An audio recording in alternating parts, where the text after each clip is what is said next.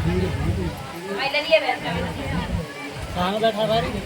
यहाँ पे ये वहाँ देर में आ गई देख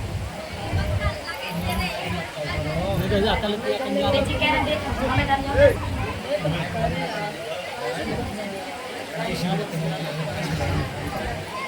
हेलो हेलो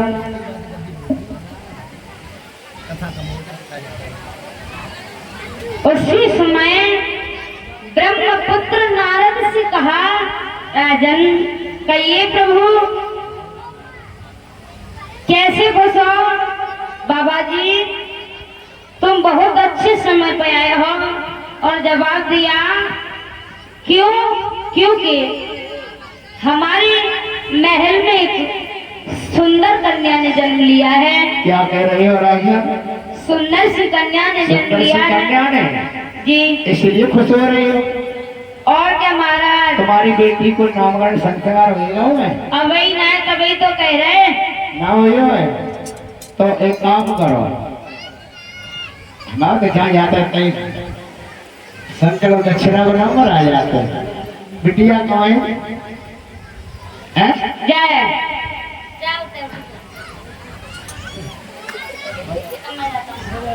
और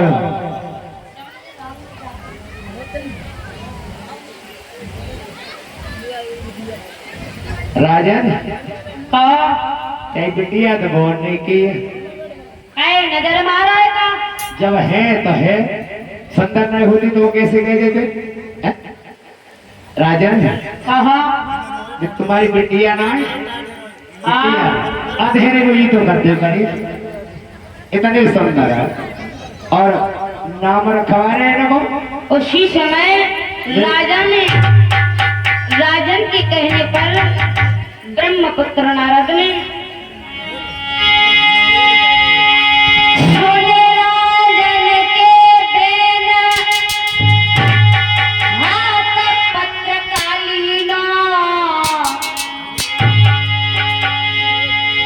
सोनी बाकी नाम धर दीना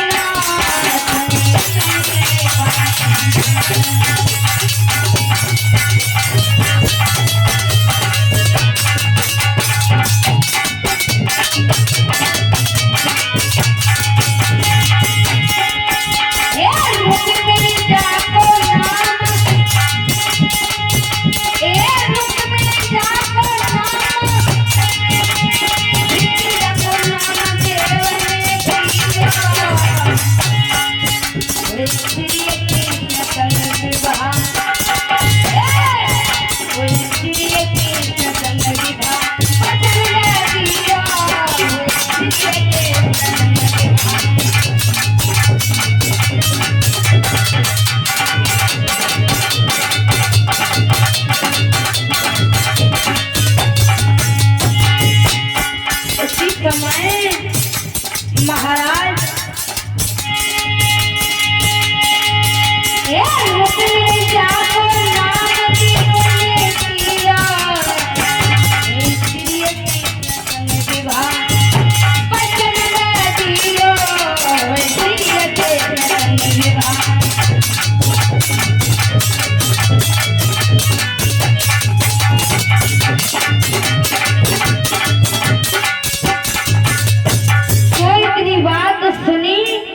ब्रह्मपुत्र नारद ने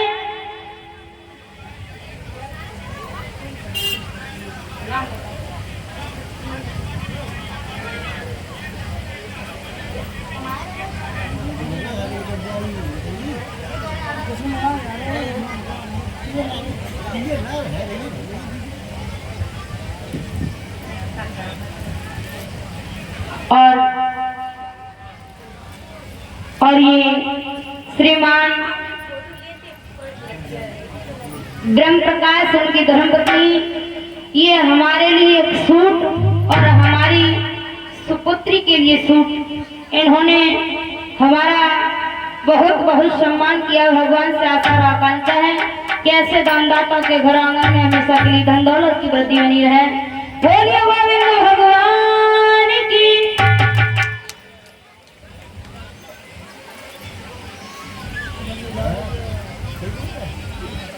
जो इतनी बात सुनी है,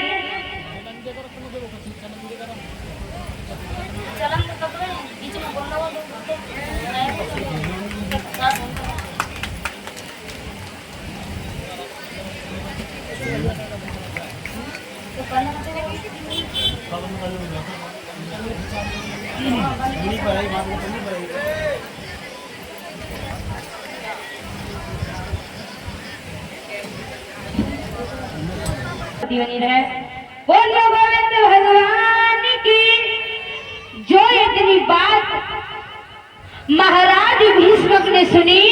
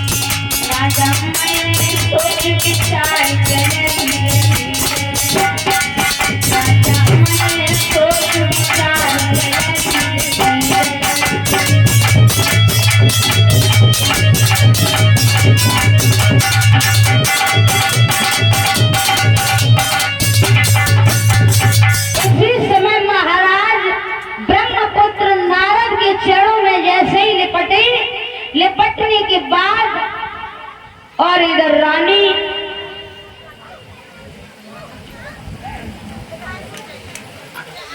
हरिहर क्षेत्र में बैठे हुए व्यास नंदन श्री सुखदेव जी महाराज समझाने लगे, हे राजन परीक्षित, इधर धीरे धीरे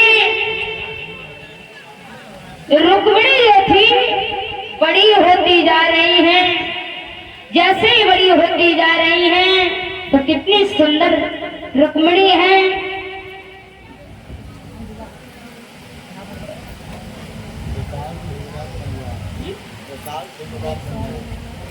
और ये 551 रुपए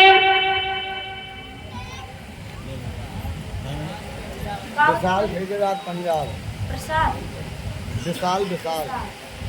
और ये विशाल ठेकेदार पंजाब, इन्होंने 151 रुपए और हमारी साथियों को 101 रुपए से सम्मान किया है।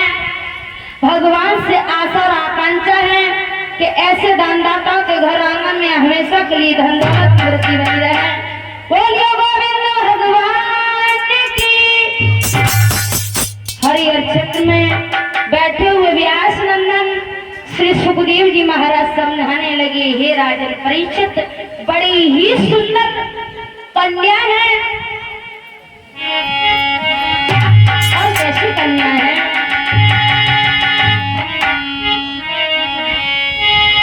दिन रात बढ़ने लगी है बेटी, दिन रात बढ़ने लगी, जैसी बढ़ती त्यूज को छन्न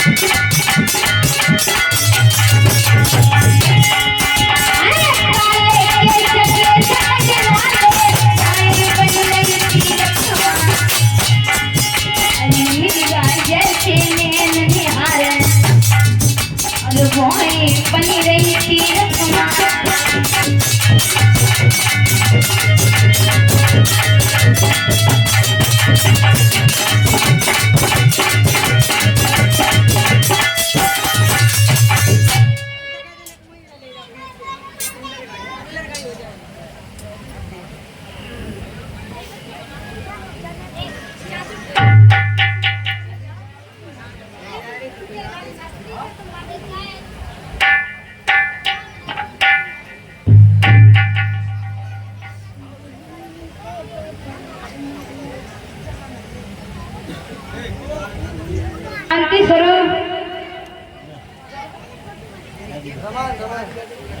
और ये एक गिफ्ट और 5 बर्तन और हमारी सुपुत्री के लिए एक सूट और गले में फूलों का हार और 11-11 रुपए देकर के हमारे सभी साथियों का सम्मान किया। भगवान से आशा और आकांक्षा है ऐसे दानदाता के घर आंगन में हमेशा के लिए धन दौलत की वृद्धि बनी है। बोलिए गोविंद भगवान की।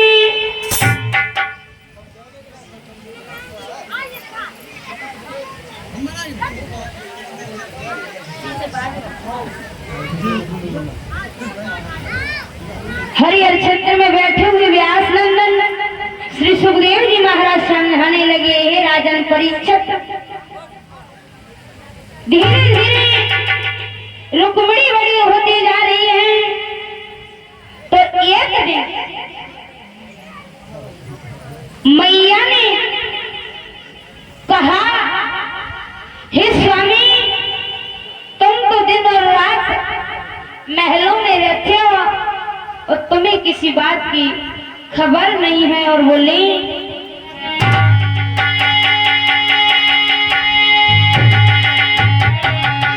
रानी ने मन में कही, लली हुई गई बहुत सियानी, प्रयोग सुता हुई गई है रे कैसे पंचायत।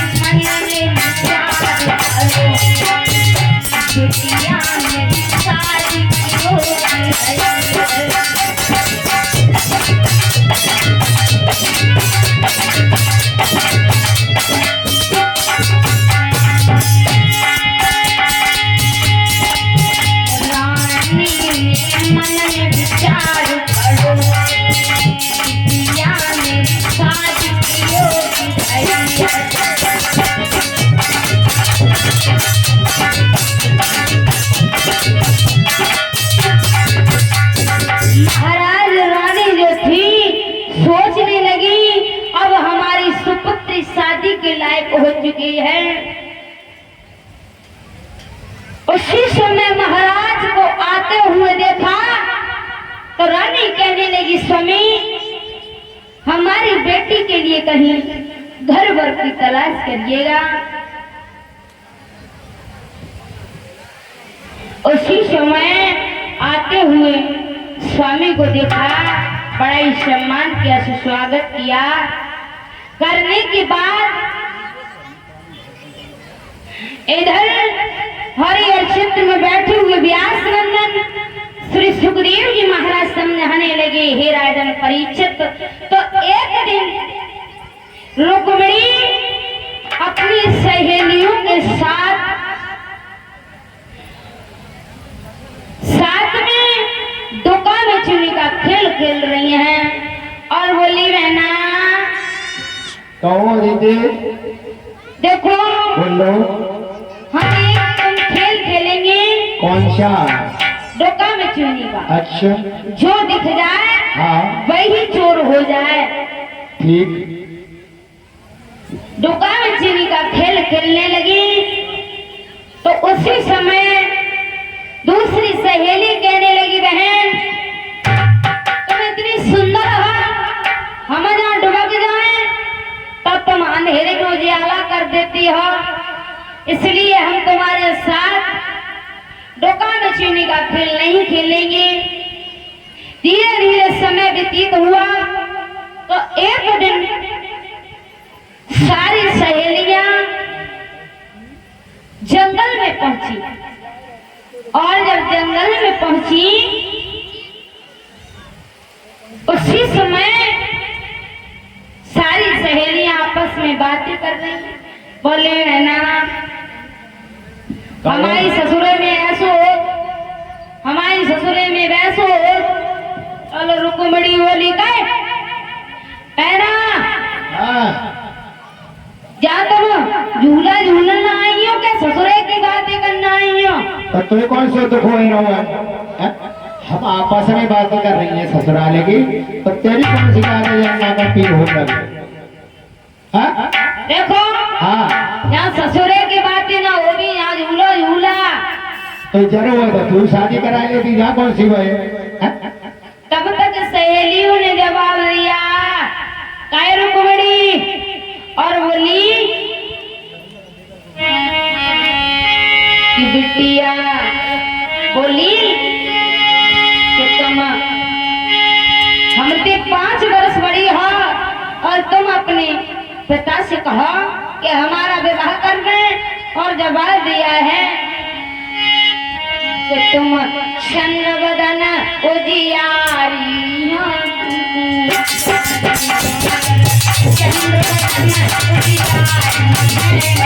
उजियारी है।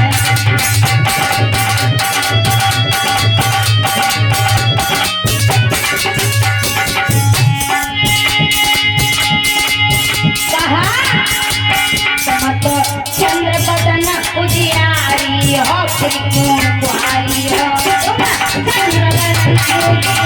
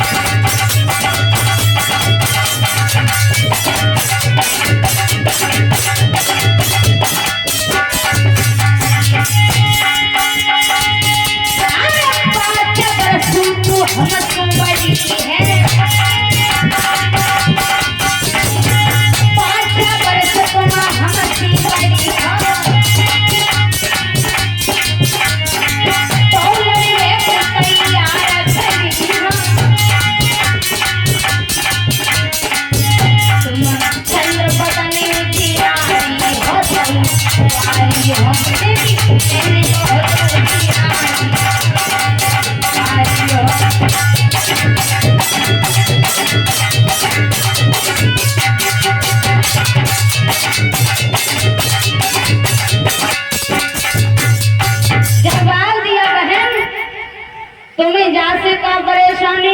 हेलो भैया तुमसे कह रहे हैं इधर देखो, इन माता बहनों को उधर बैठा और भाई बंधु को पीछे पहुंचा दो, देख रहे जमीन पर है, इनको उधर बैठा रहो, ये आसन सामने से खाली करा के पीछे आए भाई बंधु है उधर।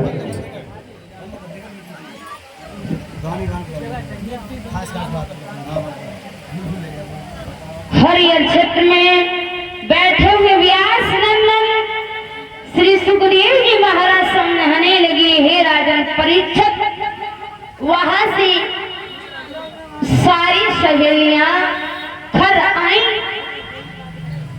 और जैसे ही घर आई उसी समय एक दिन रुक्मिणी थी गुड़िया गुड्डा का खेल खेल रही हैं, तो रुक्मिणी की माँ ने आवाज लगाई, रुक्मिणी कहो माँ क्या कर रही हो? जवाब दिया, मैया मैं गुड़िया का गुड्डा के संग विवाह कर रही हूँ। जो इतनी सुनी मैया के दिमाग में झटका लगा कि हमारी बेटी शादी के लायक हो चुकी है। महाराज को बुलाया और आते हुए स्वामी को देखा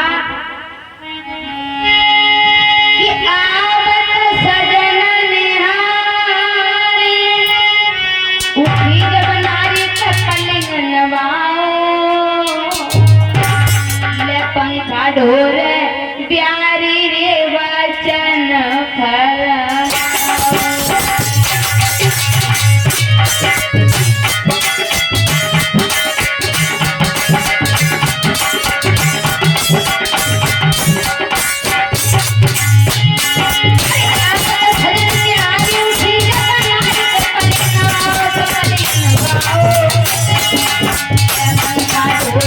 प्यारी रे वचन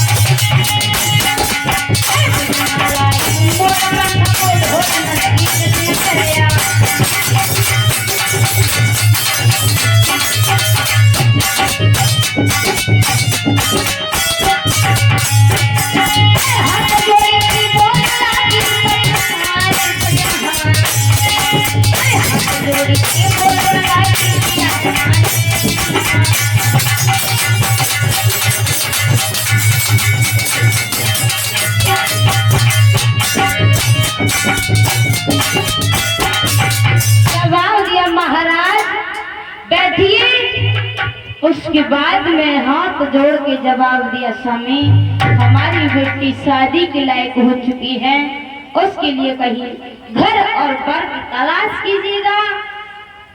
राजा ने देर नहीं लगाई, कचहरी में पहुंची और बोले, बेटा रुक्मेश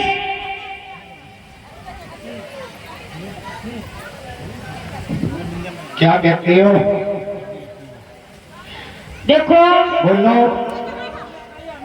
तुम्हारी बहन शादी के लायक हो चुकी है। हाँ ये तो हमें भी मालूम है जब आंगन में रहते हैं कि मेरी बहन शादी योग्य हो चुकी है, लेकिन बिना पिता के मर्जी के हमें कहीं पर अनुमति भी नहीं लेनी चाहिए। देखो बोलो। उनके लिए तुमने कहीं घर भर की तलाश की है क्या? हाँ मैंने कर ली है। बताओ। यानी कितनी उम्र को होना चाहिए लड़का, तब बताओ। क्यों? कितनी अवस्था का लड़का होना चाहिए? सही सही हो। कितने? 20 वर्ष तक, 22 वर्ष। और 51 रुपए देकर के हमारा सम्मान करती हैं। संगीता कुमारी भगवान से आशा आकांक्षा है कैसे दानदाता के घर आंगन में हमेशा के लिए धन दौलत की वृद्धि बनी रहे। बोलिए गोविंद भगवान की। क्यों महाराज? का कितनी अवस्था का लड़का होना चाहिए? ठीक ठीक हो। कैसा लगे? 20-25 साल का तो ही हो। अच्छा 20 साल लगे और 10-10 साल के 2 ढूंढिया तो यानी 20 साल के नाम मैंने और 10-10 साल के 2 ढूंढिया तो बुद्धि खराब है। काहे? दिया तो एक ही के संग होई कि दोनों का संग होई। उम्र तो बेहतर है भाई, 20 ही वर्ष। तो 20 भाई दोनों की जोड़ के एक की चाहिए, एक की। हाँ तो एक के बराबर है जाएगी तो 6 महीना कोई बात ना है, बड़े हो जाएंगे तो उम्र जब इतनी चलेगी। तो देखो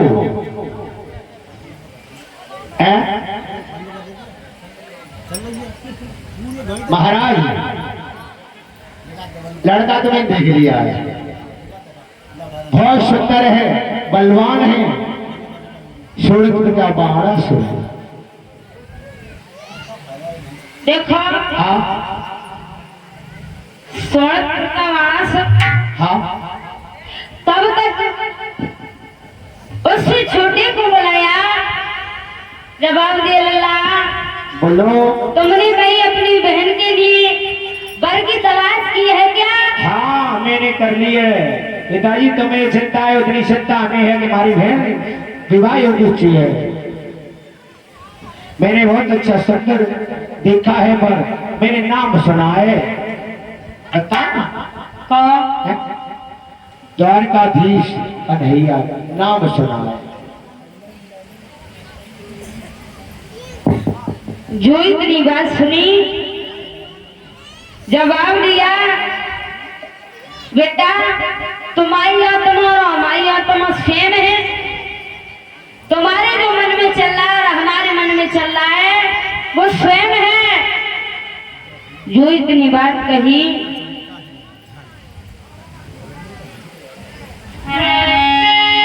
अरे तब कान लगो तो तब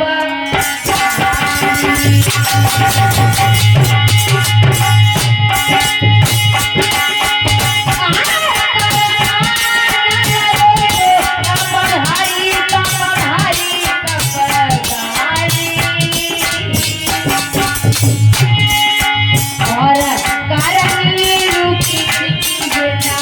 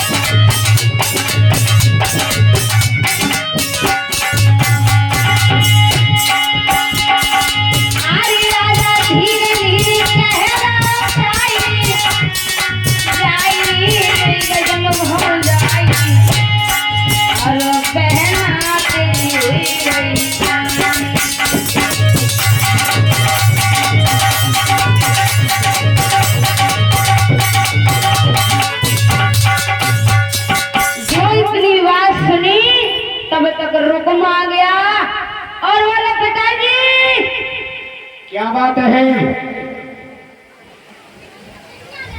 ये क्या बातें हो रही हैं?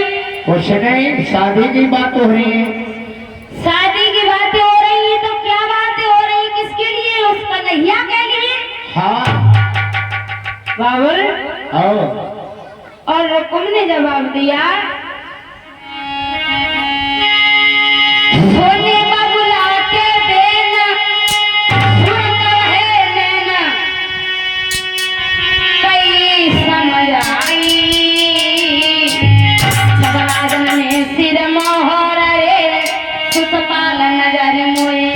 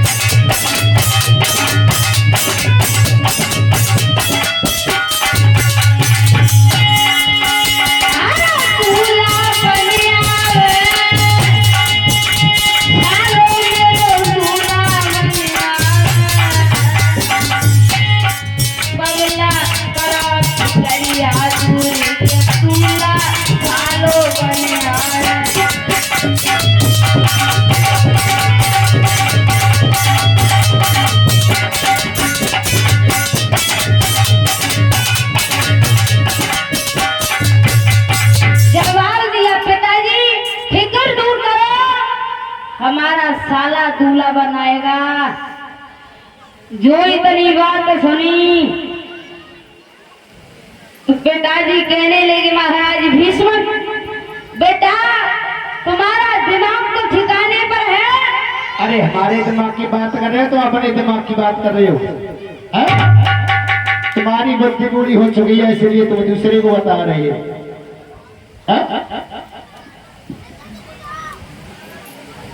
ये बता, बोलो। उनने अपनी बहन दे रही और तुम अपनी बहन दे रहे हो। जान कौन सी बड़ी बात है? कौन सी बड़ी बात?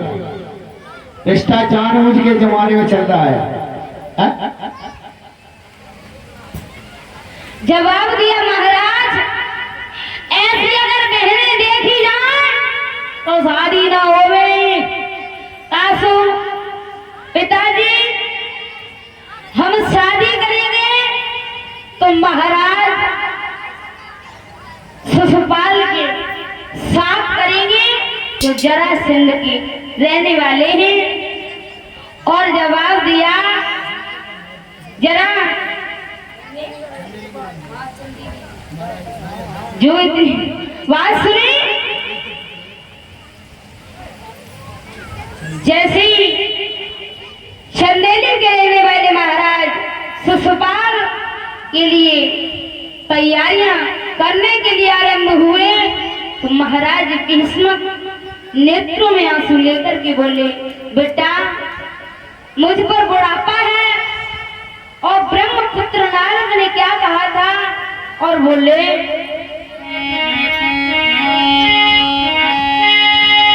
मुनि राजन योगी मिलाओ है, पर श्री कृष्ण बतलाओ है।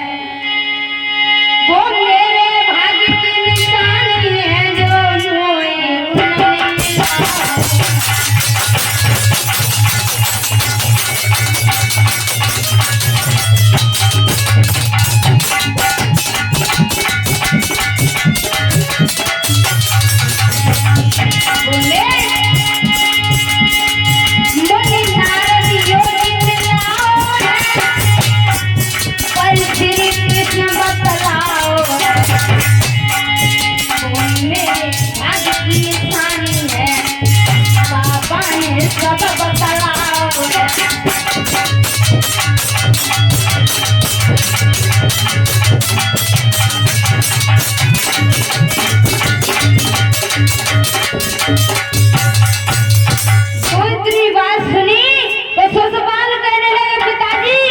तुम्हारा दिमाग तो ठीक है, हैं?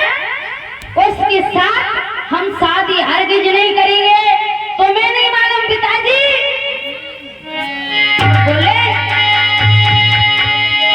मेरे सामने ये बबुला ये चाले नहीं चल पाएंगे।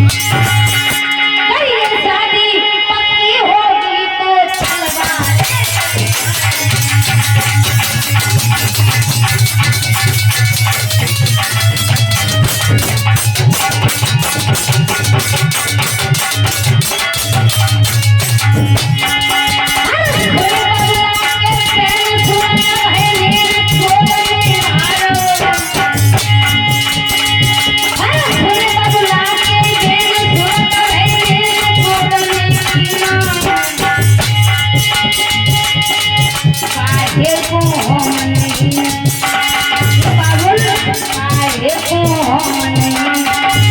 बिक्रिया छोड़ो